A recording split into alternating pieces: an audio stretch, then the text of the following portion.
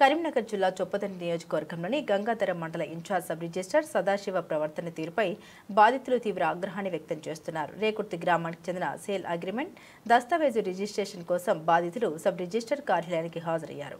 అయితే sub register ఆ దస్తావేజును తిరస్కరించడాన్ని అడిగితే నిర్లక్ష్యంగా స్పందిస్తున్నారని బాధితులు తెలిపారు. ప్రజాసేవలో ఉన్న అధికారుల ప్రవర్తనలో బాధ్యత మర్యాద ఉండాలని ప్రజలు కోరుతున్నారు. ఈ ఘటనపై ఉన్నతాధికారులు వెంటనే విచారణ జరిపించి తగిన చర్యలు తీసుకోవాలని, భవిష్యత్తులో ఇలాంటి నిర్లక్ష్య ధోరణి మళ్లీ పునరావృతం కాకుండా చర్యలు చేపట్టాలని డిమాండ్ చేస్తున్నారు.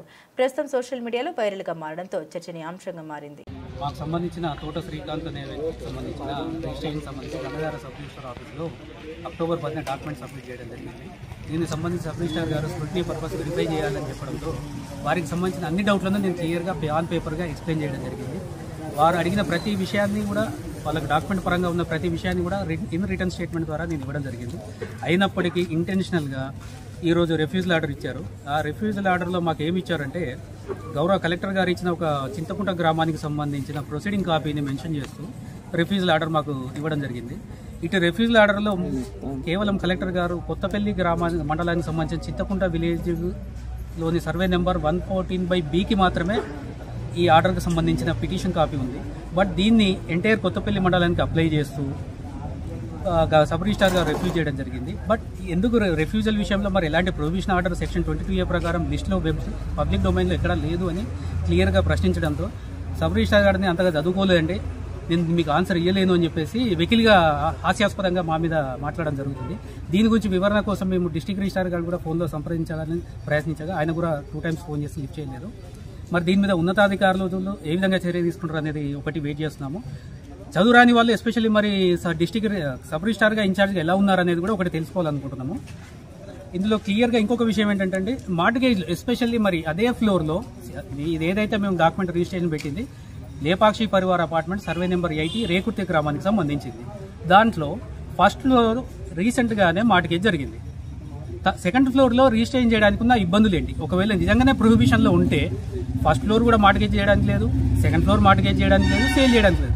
కానీ ఉద్దేశపూర్వకంగా కొన్ని రిజిస్ట్రేషన్ చేయడము, ఇంకొన్ని రిఫ్యూజ్ చేయడము, లేదా పదే ఆఫీస్కు వెరిఫికేషన్ పర్పస్ తిప్పడము ఇలాంటివి జరుగుతున్నాయి.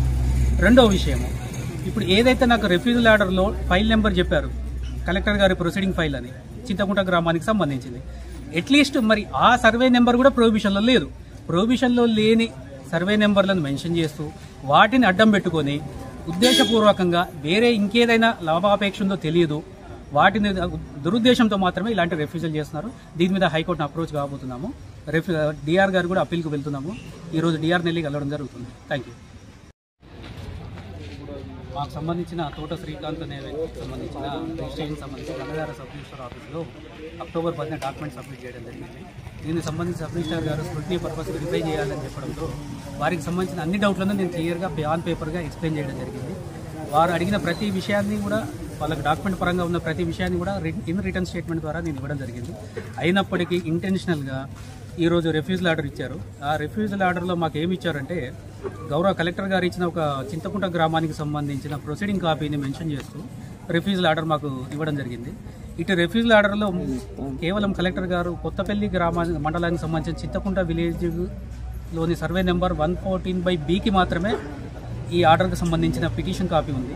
బట్ దీన్ని ఎంటైర్ కొత్తపల్లి మండలానికి అప్లై చేస్తూ సబ్ రిజిస్టార్గా రిఫ్యూజ్ చేయడం జరిగింది. బట్ ఎందుకు రిఫ్యూజల్ విషయంలో మరి ఎలాంటి ప్రొవిజన్ ఆర్డర్ సెక్షన్ 22A ప్రకారం లిస్టులో పబ్లిక్ డొమైన్లో ఎక్కడా లేదు అని క్లియర్గా ప్రశ్నించడంతో సబ్ రిజిస్టార్ గారిని అంతగా చదువుకోలేదండి, నేను మీకు ఆన్సర్ ఇవ్వలేను అని చెప్పేసి వెకిలిగా హాస్యాస్పదంగా మా మీద మాట్లాడడం జరుగుతుంది.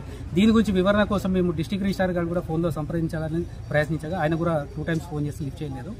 మరి దీని మీద ఉన్నతాధికారులు ఏ విధంగా చర్య తీసుకుంటారు అనేది ఒకటి వెయిట్ చేస్తున్నాము. చదువురాని వాళ్ళు ఎస్పెషల్లీ మరి డిస్ట్రిక్ట్ సబ్ రిజిస్టార్గా ఇన్ఛార్జ్గా ఎలా ఉన్నారనేది కూడా ఒకటి తెలుసుకోవాలనుకుంటున్నాము. ఇందులో క్లియర్గా ఇంకొక విషయం ఏంటంటే, మార్టిగేజ్లు ఎస్పెషల్లీ మరి అదే ఫ్లోర్లో ఇది ఏదైతే మేము డాక్యుమెంట్ రిజిస్ట్రేషన్ పెట్టింది లేపాక్షి పరివార అపార్ట్మెంట్ సర్వే నెంబర్ 80 రేకుర్తి గ్రామానికి సంబంధించింది. దాంట్లో ఫస్ట్ ఫ్లోర్ రీసెంట్గానే మార్టిగేజ్ జరిగింది. సెకండ్ ఫ్లోర్లో రిజిస్ట్రేషన్ చేయడానికి ఉన్న ఇబ్బందులు ఏంటి? ఒకవేళ నిజంగానే ప్రొహిబిషన్లో ఉంటే ఫస్ట్ ఫ్లోర్ కూడా మార్టిగేజ్ చేయడానికి లేదు, సెకండ్ ఫ్లోర్ మార్టిగేజ్ చేయడానికి లేదు, సేల్ చేయడానికి లేదు. కానీ ఉద్దేశపూర్వకంగా కొన్ని రిజిస్ట్రేషన్ చేయడము, ఇంకొన్ని రిఫ్యూజ్ చేయడము, లేదా పదే పదే ఆఫీస్కు వెరిఫికేషన్ పర్పస్ తిప్పడము ఇలాంటివి జరుగుతున్నాయి. రెండో విషయము, ఇప్పుడు ఏదైతే నాకు రిఫ్యూజల్ ఆర్డర్లో ఫైల్ నెంబర్ చెప్పారు కలెక్టర్ గారి ప్రొసీడింగ్ ఫైల్ అని చింతకుంట గ్రామానికి సంబంధించింది, అట్లీస్ట్ మరి ఆ సర్వే నెంబర్ కూడా ప్రొహిబిషన్లో లేదు. ప్రొహిబిషన్లో లేని సర్వే నెంబర్లను మెన్షన్ చేస్తూ వాటిని అడ్డం పెట్టుకొని ఉద్దేశపూర్వకంగా వేరే ఇంకేదైనా లాభాపేక్ష ఉందో తెలియదు, వాటిని దురుద్దేశంతో మాత్రమే ఇలాంటి రిఫ్యూజల్ చేస్తున్నారు. దీని మీద హైకోర్టును అప్రోచ్ కాబోతున్నాము. డిఆర్ గారు కూడా అప్పీల్కి వెళ్తున్నాము. ఈరోజు డిఆర్ నెల్లికి వెళ్ళడం జరుగుతుంది. Thank you.